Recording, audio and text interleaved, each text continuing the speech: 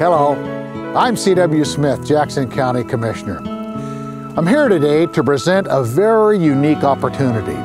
This is a simple yet innovative idea that will create a solution and bring people together who may seem diametrically opposed.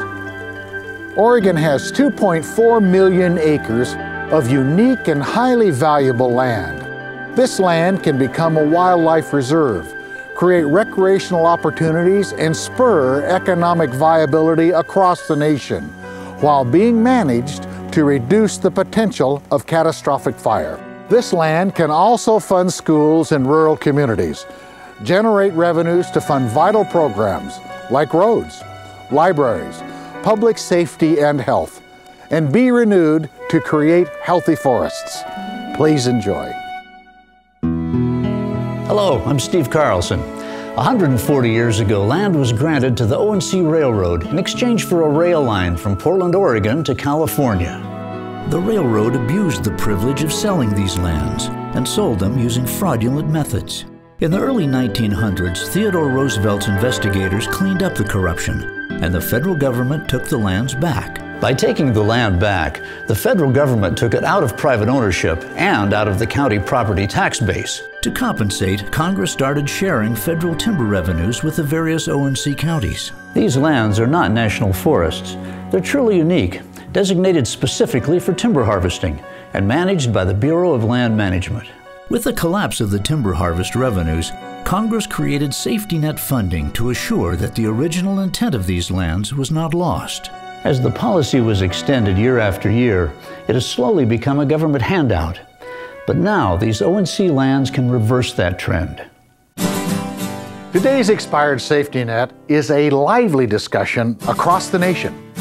Let me show you where the money was going.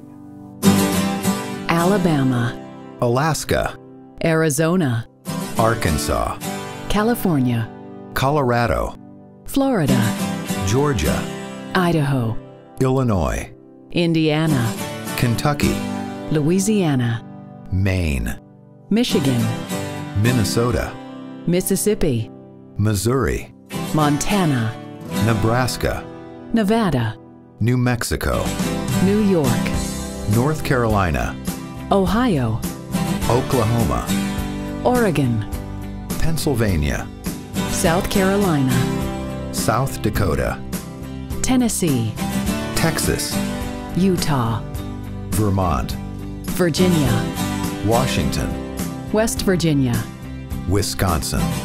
Wyoming. Although I'm from a rural county in Oregon, this is truly a national issue. The decision to end the safety net funding impacts over 580,000 teachers in 4,000 school districts in small communities across the United States. It forces 615 counties to make choices about what they can and cannot afford.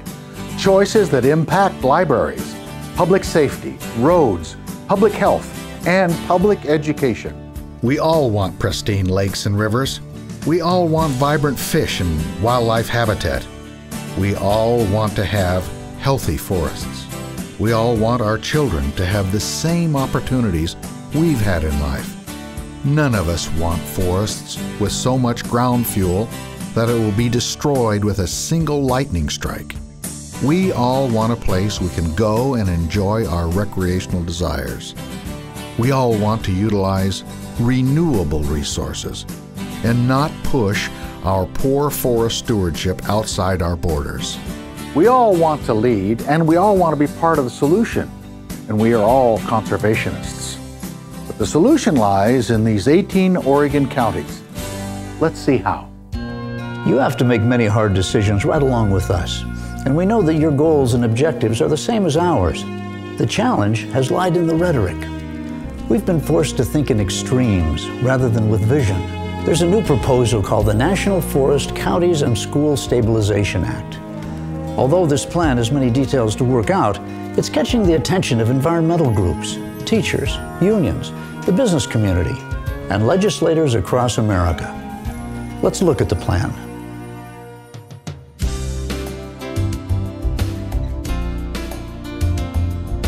The National Forest Counties and Schools Stabilization Act. This proposal would permanently protect 1.2 million acres of O&C lands as a wildlife reserve. This would create one of the largest single additions to protected lands within the United States in the last 30 years. These protected lands would remain under the jurisdiction of the Bureau of Land Management. The remaining 1.2 million acres of O&C lands will go back to their original intent. They would be sold to the private sector, where they would be managed under the Oregon Forest Practices Act and guidelines pertaining to sustained yield and the best forest practices. The lands will most likely be sold to real estate investment trusts. This historically has left the land in its natural state for many decades. This action would further enhance the long-term stability of county funding by placing the land back on the county's tax rolls. The lands returning to private ownership would retain public access for hunting, fishing, and other recreational pursuits.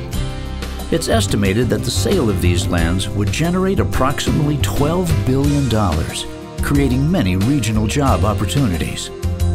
This money would be used to create trust funds, and only the interest would be used as a funding resource.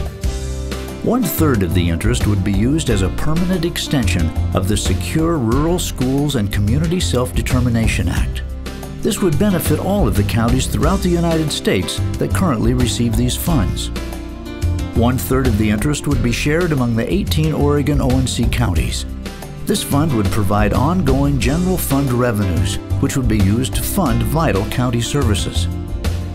1/4 of the interest would be dedicated to education in the state of Oregon.